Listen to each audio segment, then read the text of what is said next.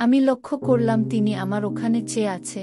পরে আমি দেখলাম আমার হাত ওখানেই ছিল এবং আমার জামা প্রায় অনেকটা উপরে ছিল। আমি সব ঠিক করে তাকে বললাম, কি দেখছেন এভাবে? তিনি বললেন, তুমি যা আমাকে দেখাচ্ছিলে তাই আমি দেখতে পারছিলাম। আমি তাকে বললাম, তাই বুঝি? কেবল কি দেখবেন না, আরও কিছু করার ইচ্ছা আছে? হ্যালো ফ্রেন্ডসা, কেমন আছো সবাই? আমি মিতা। আমি দেখতে অনেক সুন্দর ছিলাম আর আমি একটু নাদুস নুদুস ছিলাম, যা আমাকে আরও আকর্ষণীয় করে তুলেছিল। আমার বিয়ে এই কিছুদিন আগেই হয়েছে। আমাদের বিয়ের এখনো 1 সপ্তাহ হয়নি। আমরা এখনো ভালোবাসার আনন্দে বিভোরা। হঠাৎ আমার বাড়ি থেকে ফোন আসে যে আমাকে হবে, কারণ আমাদের বাড়িতে একটি বড় অনুষ্ঠান আছে। আমার স্বামী সেখানে যেতে পারবে না কারণ তার অফিসে জরুরি কাজ পড়ে গেছে। তাই আমাদের দুজনের মন খুব খারাপ হয়ে গেল, কারণ এখনো আমরা ভালোভাবে সময় কাটাতে পারিনি। আমরা এখনো বিয়ের পুরো আনন্দ উপভোগ করতে পারিনি। এখন আমাকে কিছুদিন আলাদা থাকতে হবে। আমি সেদিন আমার স্বামীকে অনেক ভালোবাসা দিয়ে বিদায় জানিয়ে আমার বাসায় চলে এলাম। চলে আসার পর একা একা ঘুম আসছিল না। আমার স্বামীর কথা খুব মনে পড়ছিল। তাই রাতে ঘুম না আসার কারণে তার কথা মনে করে হাতের কাজ শুরু করে দিলাম। এইভাবে অনেকক্ষণ কাজ করার পরে ঘুমিয়ে পড়লাম। আমি এ ধরনের কাজ করতে বেশ অভ্যস্ত। বিয়ের আগেও আমি অনেকবার এসব করেছি। যাই হোক, পরের দিন সকালে ঘুম ভেঙে দেখি বাসায় অনেক গেস্ট এসেছে, কারণ আজ আমার ছোট ভাইয়ের জন্মদিনের অনুষ্ঠান ছিল। এই কারণেই আমাকে আসতে হয়েছে। আমরা সবাই অনুষ্ঠান উপভোগ করছিলাম। হঠাৎ আমি এক অপরিচিত ব্যক্তিকে দেখতে পেলাম। সে আমার স্বামীর মতো ছিল, চেহারায় কিছু মিল ছিল। আমি আমার ছোট ভাইকে জিজ্ঞাসা করলাম, ওই লোকটিকে? সে বলল, উনি একটি চাকরি করেন বাবার অফিস এবং বাবার সাথে অনেক পরিচিত, কারণ তিনি বাবার অনেক সাহায্য করেছিলেন নির্দিষ্ট বিষয়ে। তারপর থেকে তিনি বাবার কাছে অনেক পরিচিত হন এবং প্রায়ই আমাদের বাসাতে আসেন। আমি বললাম, ঠিক আছে, তুই যা মজা করা গু। আমি ওই ব্যক্তির দিকে তাকাতেই তিনিও আমার দিকে তাকালো। আমাদের একসাথে চোখে চোখ পড়ল। আমি চোখ ফিরিয়ে নিলাম। তার কিছুক্ষণ পরে লক্ষ্য করলাম তিনি আমার কাছাকাছি এসে আরেকজনের সাথে গল্প করছিলেন। তখনই আমার বাবা এসে তার সাথে আমার পরিচয় করে দেন। তার নাম ছিল রাহুল। কিভাবে তার সাথে বাবার পরিচয় হয়েছিল সেন্ডলো আমাকে বলতে থাকো। আমি তাকে হাই বলে তার সাথে একটু গল্প করে চলে আসলাম। আমি লক্ষ্য করছিলাম যে তিনি আমায় কেমন ভাবে তাকিয়ে দেখছিলেন।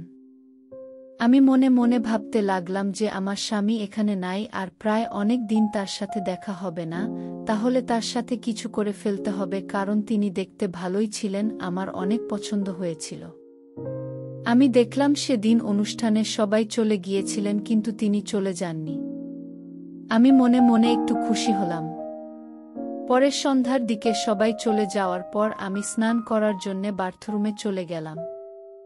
সেখানে আমি সব জামা কাপড় খুলে একটি বালতিতে রাখলাম। তখন আমার স্বামীর কথা মনে হচ্ছিল। তাই তখনই আমি আবার সেই হাতের কাজ করতে থাকি। তখন কেন জানি আমার মনে হচ্ছিল আমার বাথরুমের বাইরে কেউ একজন দাঁড়িয়ে আছে। আমি মনে করলাম আমার মনের ভুল মনে হয়। তাই আমি আবার আমার কাজ চালিয়ে গেলাম। হঠাৎ আমার মূর্খ দিয়ে একটু জোরের শব্দ বের হয়। তখন সে বলে উঠল, পড়ে গেলেন নাকি? আমি একটু লজ্জা পেতে বললাম, কি না, না পড়ে যাব কেন, গান করছিলাম কি। আর তাকে পাল্টা প্রশ্ন করলাম, কি আপনি কি করছেন এখনে দাঁড়িয়ে? উত্তরে সে বলল, আপনার গান শুনছিলাম গো। এটা শুনে আমি মনে মনে মজা পেলাম, কারণ তিনি খুব ভালো কথা বলেন। এরপর আমি বাথরুম থেকে বেরিয়ে নিজের রুমে চলে গেলাম। দেখলাম তিনি দাঁড়িয়ে আছেন। আমাকে দেখে একটা মুচকি হাসি দিলেন। আমাকে কফি খাওয়ার জন্য বললেন। আমি রাজি হতে তিনি নিজে গেলেন কফি বানাতে। আমি কাপড় জমা পরে বাইরে এসে কফি খেতে লাগলাম। দেখলাম কফি কাপ দিতে গিয়ে সে আমাকে হাতে স্পর্শ করল। আমি তার ছোঁয়া পেতে একটু বেকায়দা হতে গেলাম, তবে নিজেকে সামলে নিয়ে তার সাথে কথা বলতে লাগলাম। রাতে খাওয়ার টেবিল লোকটা আমার সামনে বসল এবং তার পা দিয়ে আমার পায়ে স্পর্শ করল। আমার খুব ভয় হলেও মন থেকে ভালো লাগতে থাকল। তাই আমিও আর কিছু বাধা দিলাম না। রাতে আমার ঘরে পাশেই আমার ভাই এর ঘরে সে আর ভাই দুজন শুল। আমি একা শুলাম। মা আর বাবা নিচের ঘরে শুল। রাতে আমার ঘুম আসছিল না। আমি বারবার রাহুলের কথা ভাবতে লাগলাম। এবার নিজের হাত দিয়ে খেলতে শুরু করলাম। খেলে নিয়ে ঠান্ডা হলে একটু চোখটা লেগে গেল, দেখি জানালা দিয়ে কেউ উকি মারছে আমার ঘরে। ভালো করে লক্ষ্য করে বুঝলাম সেটা রাহুল। সে আমার ওটার দিকে দেখছে। আর আমি ঘুমিয়ে পড়ার কারণে আমার হাতটা ওখানেই ছিল। আমি উঠে গিয়ে বললাম, কি দেখছেন? সে বলল, তুমি যা দেখাচ্ছ। আমি বললাম, শুধু দেখবেন, কিছু করবেন না। এটা শুনতেই সে আমার ঘরে চলে এলো। তার লাঠিটা বার করল। আমি দেখে আর নিজেকে আটকাতে পারলাম না। এরপর দুজনে খেলতে শুরু করেন সারা রাত ধরে।